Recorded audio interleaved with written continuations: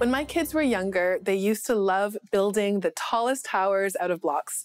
They would keep building and building, challenging each other to see who could build the tallest until inevitably they would all come falling down. And I would hear the screams and cries as they came crashing down. But then I realized that the reason why these towers never lasted is because they didn't have a strong foundation. They would build them using only 1 or 2 blocks as the base right on the carpet. So I said, let's get a strong and sturdy base and use many blocks at the bottom and build our way up.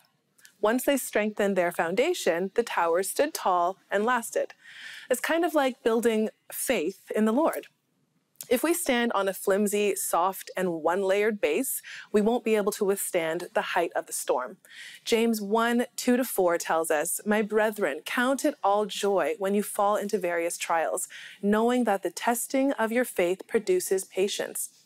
But let patience have its perfect work, that you may be perfect and complete, lacking nothing." So from this, we know that we will face many trials. The life of a believer is no cakewalk, but we are to count it all joy because this testing of our faith produces patience, which strengthens us in our walk with Christ and also makes us spiritually mature. So the more trials we go through, or the more our towers come crashing down, the stronger and sturdier our foundation becomes. Our foundation being our walk with Christ. With every hurt and failure, there is a victory. With every loss, there is a win. And with every fall, there is an opportunity to rebuild. And every time we see God come through, we can be more and more sure that He will come through again. That's faith.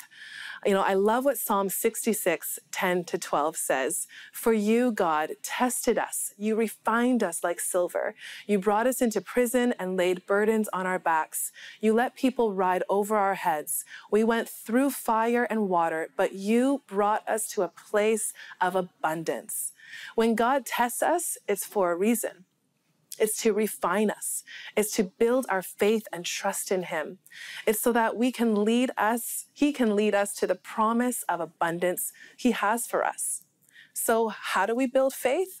By enduring the many trials that we go through, by thanking God and persevering through the refining moments, and by building a strong foundation by prayer and time in the Word, so that even when the tower falls, we're ready to rebuild.